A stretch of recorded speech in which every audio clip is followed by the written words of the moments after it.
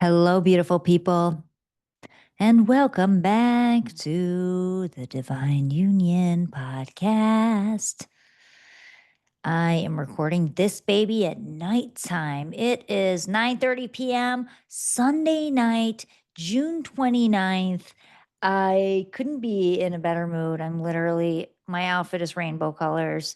I had such an amazing day at the park and overlooking the lake, and I went to this amazing a girlfriend of mine does these hot saunas and cold plunges. So I went to her event, and another girlfriend of mine gave me a vibrational therapy, this amazing massager that massaged my entire body. I was literally energetically orgasmic on the table, still feeling the bliss, still feeling the joy. And I was like, you know what? This is the night I want to go live and I want to just riff off of a post that I did, a live I did today, all around navigating boundaries and self worth and self love and sovereignty in relationships.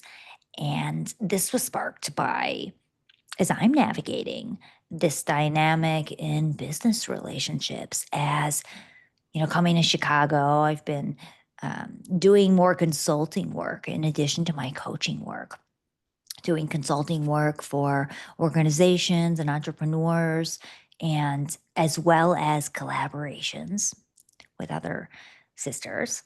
And there's, a couple that sparked this conversation. And there's also one who's, a sister, a mentor, a combination of both, because we're all mirrors and all mirrors for each other always. And what I've been coming up in this time, which I think is such a really beautiful topic, not I think, I hate when I say that, because I feel, yeah, it's the conditioning. I feel it's a valuable topic for you all because for all of us, because we always have to deal with negotiating boundaries and staying in our sovereignty into all of our relationships.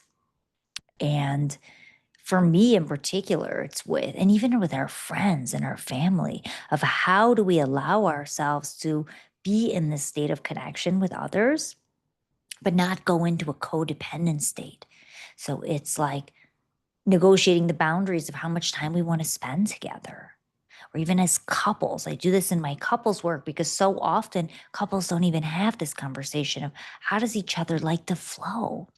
And maybe you in partnership need more space than you're giving yourself, than your partner gives you. Maybe you feel a bit suffocated, a bit boxed in. You're not fully taking the time to fill up your own cup, to do the things that nourish you. And so maybe you become a little agitated as a result. Or perhaps you're on the other end of the spectrum and you want to spend more time and you feel your partner feels suffocated or constricted, or they're always avoiding or doing their own thing or closed off in their own space. And talking about these dynamics too, actually bringing that elephant in the room out of the room and being like, hey, there's a dynamic here that's happening. Let's talk about it. What are your needs for space? How much time do you desire to spend together in partnership? Whether you live with your partner or not, it's like, what does that look like?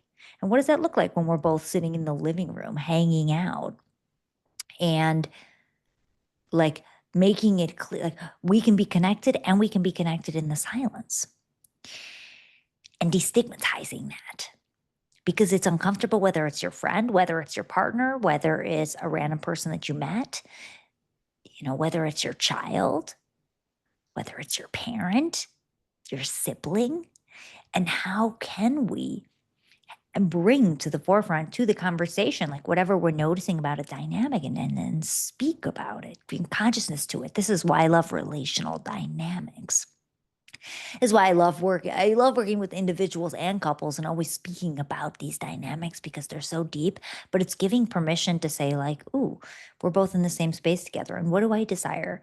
So for me, I like to say things, for example, I would love to be able to spend time today? And it's negotiating time. So let's say with a sister of mine, oh, I'm free. I'm thinking I'll come over if it jives for you around 1.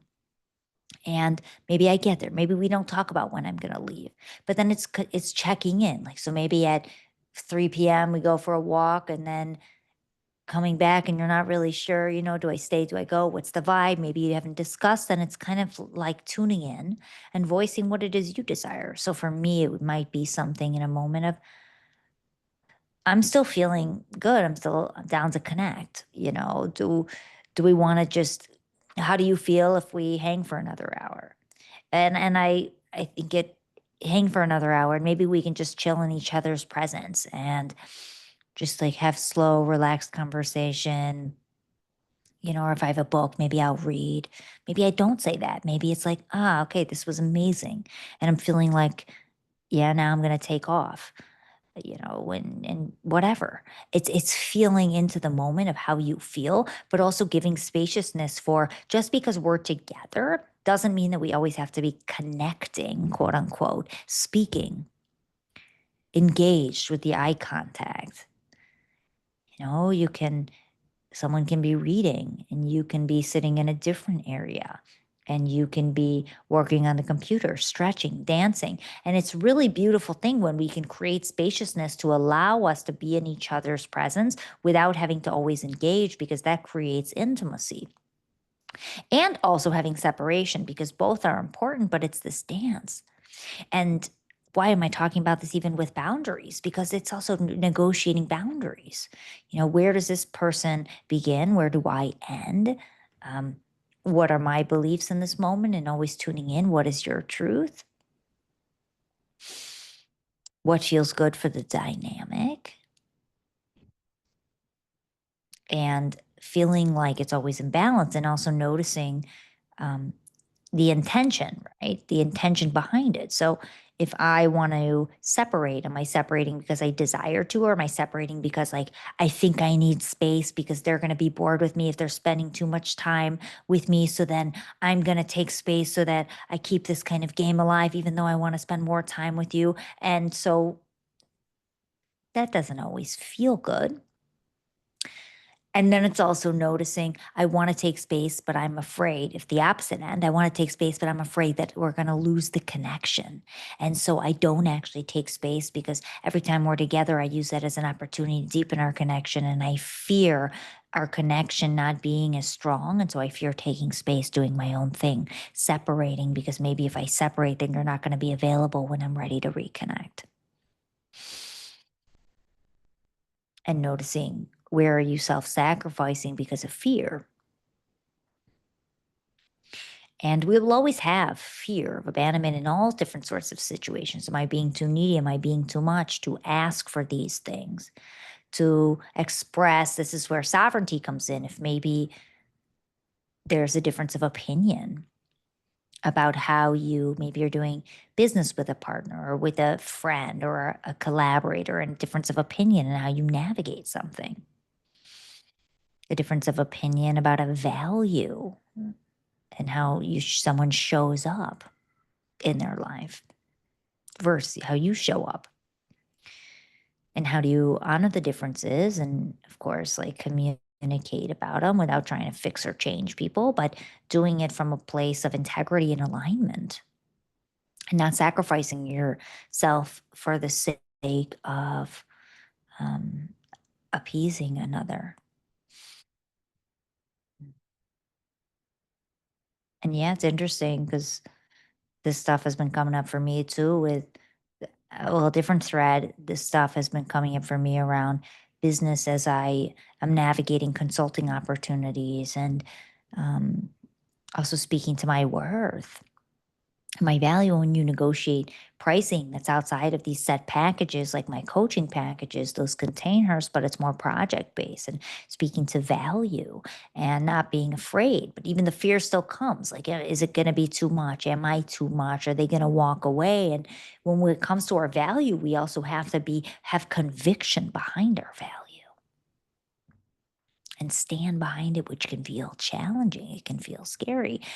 And it's this dance, though. It's this balance of how can I enter into a conversation about a potential collaboration or an exchange or a consulting opportunity or talking in relationship about mm, a direction that you want to take it or working through a conflict or something that you desire that maybe your partner doesn't.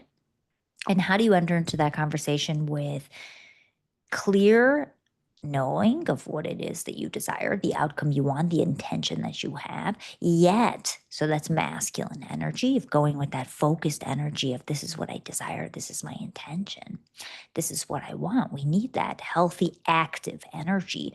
And then the passive energy, which we can liken to feminine energy, that's your ability to flow. I'm still going to be open to what comes in the conversation. I'm not going to try to control it. I'm going to have my thoughts, but I'm not going to attach to them. I'm going to let the conversation unfold. I'm going to see how you respond to what I'm saying, and I'm going to shift based on that, based on how I feel in that moment. Maybe I go in with a certain boundary that I'm not willing to overstep. And maybe in the conversation, you feel like, ooh, that edge can soften a bit. Maybe the boundary was here. Maybe it's a little further out now. And checking in with self. Am I moving that boundary because I'm afraid, because someone's pushing it onto me, or because my heart's open and it doesn't feel as firm? Or am I not expressing that boundary because I'm afraid? Or am I expressing that boundary out of frustration because I feel a boundary's been violated? So instead, I'm expressing it with tension instead of actually naming, I feel, a boundary felt violated and that didn't feel good. you know? And this is what it means for me. What are your thoughts on that? Being vulnerable. Mm. And this dance of sovereignty, practicing this with our friends is really, really valuable way to even practice with relationship of how do we not go into codependence? Where am I appeasing? In so many subtle ways that we do so. If someone is really, really more needy with a conversation, maybe they like to talk a lot. Maybe they don't like silence. And maybe you do. But maybe around them, you speak more than you desire to because you feel the pressure to have to engage to appease their discomfort with silence. Now, when you come deeper into your sovereignty, if that is the case, and you shape the direction, ooh, I love a little bit of silence too between the conversation. It allows me to reflect. It allows me to disconnect for a moment. It allows me to go into myself. It allows me to observe what's happening around me and naming it. I don't always like, and in fact, when I lead my workshops and retreats, anything I'm leading, even in my couples containers, I always say, even with one-on-one, I say, you do what floats your boat here and there. I'll disconnect. I'll close my eyes. We're still connected, but I like to close my eyes. I like to stretch. You do what jives for you. If I'm talking with a couple, you guys can look at each other. You can observe how is your partner responding to what I'm saying, vice versa. It feels good to give spaciousness to look around and not feel like we always have to feel connected. We are connected by being here in presence. We don't always need the eye contact because sometimes that intimacy can feel too intense and too heavy and exhausting to have to entertain someone all the time. And so instead, it's like, yeah, when I hang out or even my workshops, I say, everyone, I like you to look at each other when everyone's speaking. Don't just look at me because I'm the teacher. We're all here observing each other. We're all human beings relating. I might be teaching today, but that don't matter. I don't need all the eyes on me. And also it doesn't feel good for me either. People be scared to look around. You know what I mean? When you're at one of those sister circles or events and like no one's looking around, everyone's looking at the person who's talking, feeling like they have to be looking at the person who's talking. It's like, I always laugh so hard and I look at everybody like, I love to see what are people's reactions when people speak. It's interesting to look at people, to observe people. I'm obsessed with that. Can you tell I like this work, or can you tell I like this work? In fact, I'm looking at myself right now as I'm doing this riff. Now I'm going to be looking at the camera instead, but I like looking at myself too because I be talking to myself all damn day. I like to dance in the mirror. Fun fact. It's how we actually deepen our connection to ourselves when we do that. Mirror work is a thing. So if you feel like you want to deepen your connection to self, put on a song that makes you feel fly and dance in front of that mirror, and you will just start to see the amazingness of who you are and the beautiful moves that come out of your body. And you're going to be like, damn, I look fine. Let's go. Okay, ready or not, here I come. You can't hide. Can you tell I'm still in bliss from this vibrational therapy? Or maybe it's the color therapy, or it's just nature therapy. It's all the things, the human connection. I love it. I love it, and I need my alone time.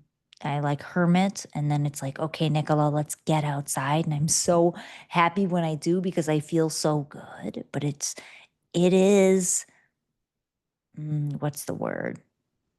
Like it takes some nudging to like get me out there. To get me out there. I'd be living in Mexico before this in the mountains alone for months on end. So it's I like both ends. And it's the dance of connection and solo time and solitude. But how do we do that with fluidity? And it's kind of mirrors a child with the parent. You want the parent to be the stable base. You want the partner to be the stable base. You want your friend to be your stable base, someone that you can trust and rely on, that you can go out and explore the world and come back. And they're not resentful that you took too long. They're not resentful that you're not paying them mind. They're not trying to get anything from you. And we allow everyone to just be and to explore and to do what floats our boat and then come back and connect. And it's this devotional love. This is what devotional love is. It's not self-sacrifice. Devotional love is not, I'm going to overgive. I'm going to overextend. Devotional love is the love is still there no matter what happens. When my last lover left me, my love is still there.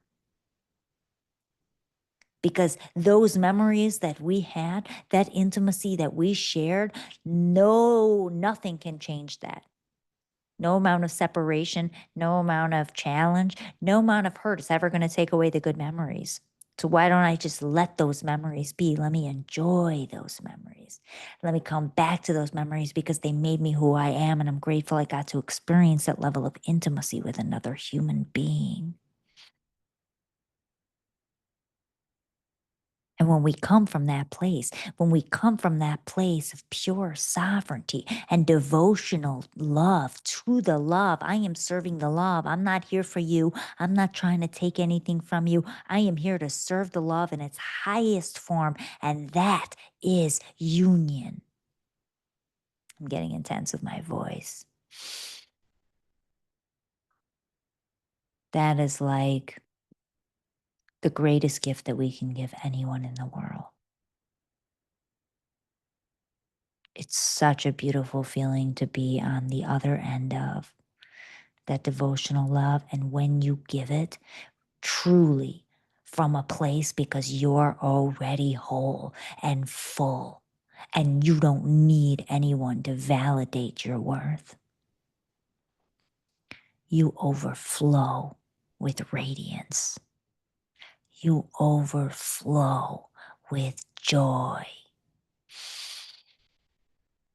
You are filling your own cup up with your own turn on because you love yourself that much.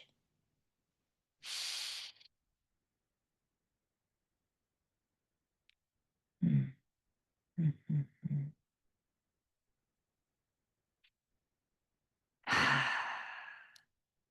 I'm feeling you all in the ethers and the energetic field as you tune into this episode with me. Thank you for joining me for this episode of Divine Union. And of course, if you loved it, leave us a review so that we can keep spreading the mission, support the pod to get more ears on the podcast, gain more traction as a movement, as a community. We are all one. I love you, beautiful people. I look forward to seeing you next week. And until then, may all your unions be divine.